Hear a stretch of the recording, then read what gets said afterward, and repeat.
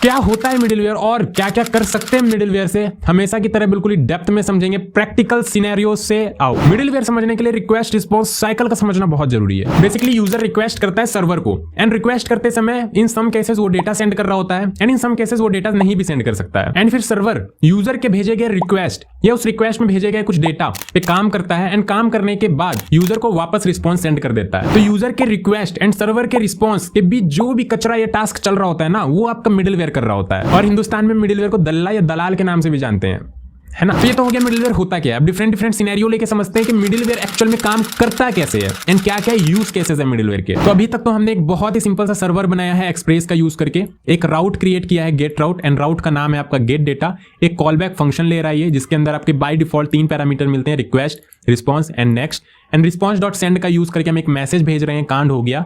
And server dot listen का use करके हम पोर्ट 8080 पे सर्वर को रन करा रहे हैं। एंड पोस्टमैन का यूज करके हम यहाँ से रिक्वेस्ट सेंड कर रहे हैं, एंड क्योंकि बैकएंड में हमने रिस्पॉन्स सेंड किया है, कांड हो गया, तो यहाँ पे रिस्पॉन्स में हमें कांड हो गया मिल रहा है। अभी तक तो ये बहुत सिंपल है, रिक्वेस्ट सेंड किया, रिस्पॉन्स मिल गया। अब हम यहाँ पे एक पोस्ट राउट भी बनाएंगे, लेकिन इस बार हम यूजर से कुछ डेटा भी ले रहे हैं, नाम ले रहे हैं एंड जीएफ का नाम ले रहे हैं। मान लो नाम है मानस, जीएफ का नाम है मुस्कान, तो यहाँ पे हम रिस्पॉन्स सेंड कर रहे हैं, मानस एंड मुस्कान करते हैं, बेसिकली यहाँ पे बात करते हैं। एंड पोस्टमैन में आके उसी सेम पोस्ट राउट पे डेटा के साथ हम करेंगे request send.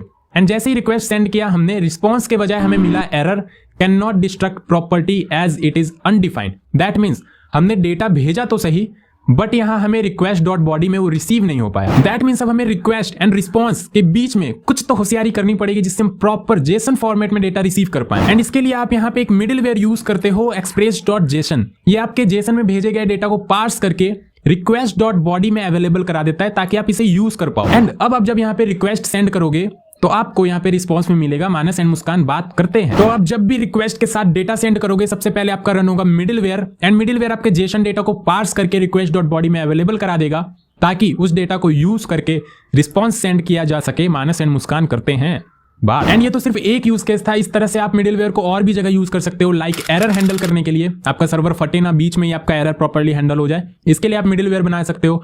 Authentication and authorisation के लिए आप मिडिलवेयर बना सकते हो, लाइक अगर आपको कोई भी टास्क परफॉर्म कराना है एंड वहां पे आप चाहते हो ये टास्क परफॉर्म करने के लिए यूजर ऑथेंटिकेटेड होना ही चाहिए, तो आप ऑथेंटिकेशन के लिए मिडिलवेयर बना सकते हो। ऑथराइजेशन के लिए मिडिलवेयर बना सकते हो, लाइक अगर आप चाहते हो कि एडमिन ही सोर्स को एक्सेस कर पाए, उसके अलावा कोई ना कर पाए, तो आप ऑथराइजेशन का एक मिडिलवेयर बना सकते हो। एंड जहां जहां भी आप ऑथराइजेशन मिडिलवेयर लगाओगे वो ऑटोमेटिकली चेक कर लेगा कि आपका ये ऑथेंटिकेटेड है एंड एक्चुअली में क्या वो एडमिन है भी या नहीं है।